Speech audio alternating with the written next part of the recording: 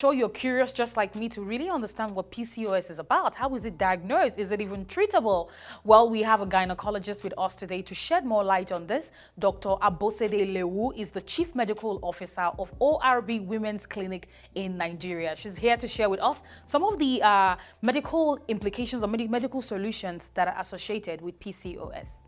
Once you start seeing your period, every month your brain sends signals to your womb and to your eggs. So it sends from signals because the purpose of menstruation is to make sure that you're able to procreate and carry out reproduction.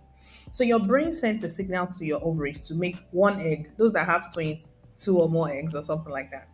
And then the same brain sends a signal to the lining of your womb and tells it to prepare for a pregnancy. So you see your period every month when you don't achieve fertilization. So that's what girls go through and women. Now, for women that have PCOS, at the beginning of the cycle, when their brain sends the signal to the ovaries, normally it recruits like 10 to 20 eggs, but only one egg survives and it grows. So all the other eggs sort of feed that one egg to make sure it ovulates. For women with PCOS, not one egg matures, multiple eggs start growing together. Now they don't grow enough to ovulate and they are not too small. So it's like just picture like they have multiple eggs. They have one of the ways diagnosed that they have about 10 eggs growing instead of one. But those eggs don't get to the critical size they need to ovulate. Secondly, those half-grown eggs are the ones that produce those abnormal pattern of hormones that we see in them. It's the one that produces that hormone that makes them have more masculine hormones. Someone that's supposed to have one having 10. And it's the same process that triggers the insulin resistance that leads to hypertension, diabetes, cholesterol problems. If I have PCOS right now, let's just say I'm listening to this episode and I hear some of the symptoms and I feel like this is some of the things I've also been going through. What should I do? What is the first step? Do I go to the hospital and I ask for test? What test exactly? So you can't request for a test again because it's a diagnosis of exclusion. That's what we call it. Many things can make a woman have irregular period. They are not PCOS. Many things can have a woman have high level of male hormones and not PCOS. The diagnosis of PCOS is based on a criteria where we combine what we find on scan, which shows that the woman has multiple cysts in her ovary, like more eggs than she should have, and features of abnormal ovulation pattern, which usually manifest by abnormal menstrual patterns. So they either see their period for like a long interval. Some of them you see they've not seen their period in 2, 3 months, some even a year. And then the last one is pictures of high levels of masculine hormones. So you see some of them with like hair pattern that is masculine, change in voice.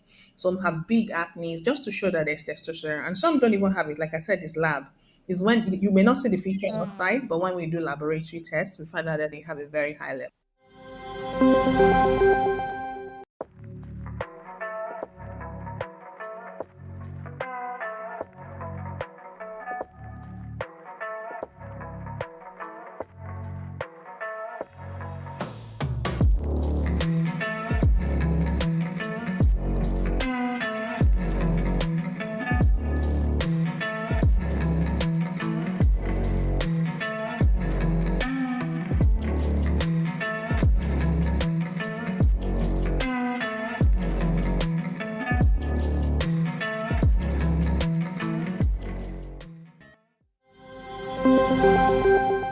Let's talk about medication. Let's talk about treatment.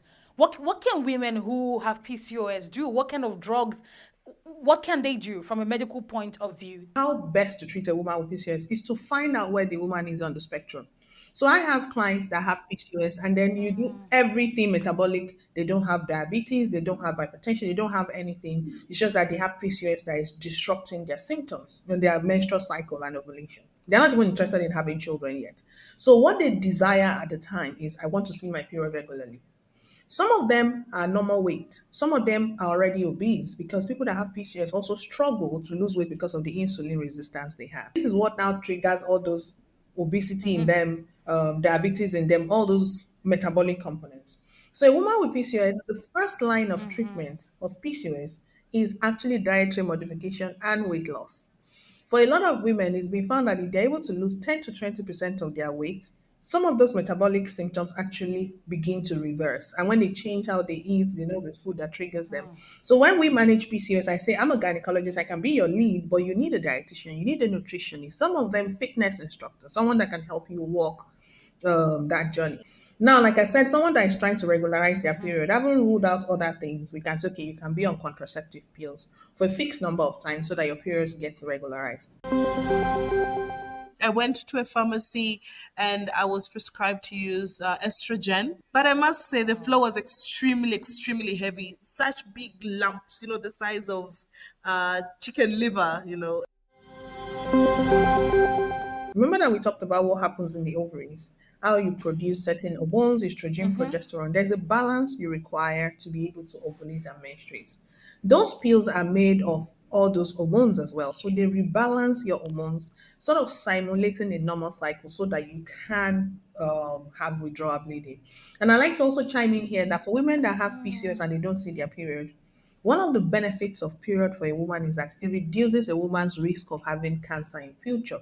So what we say that if you have PCOS and they have not seen your period in 90 days, you should see a gynecologist so that they can induce a period in you. So some of them, they don't stay on anything, but they make sure that once in 3 months, they have something because we have to shed that lining. Once you allow it to stay for long, it begins to grow abnormal cells. We call it atypia that have the chances of becoming cancer in future. So all these things you give them is to simulate what is happening naturally so that they can see their period and prevent that risk in them. For some of them, we do it so that we can control their fertility so that they can get pregnant. We can say, okay, we've made sure you are seeing your period. Now we can calculate when you're going to ovulate. Now you're going to when you can get pregnant as well.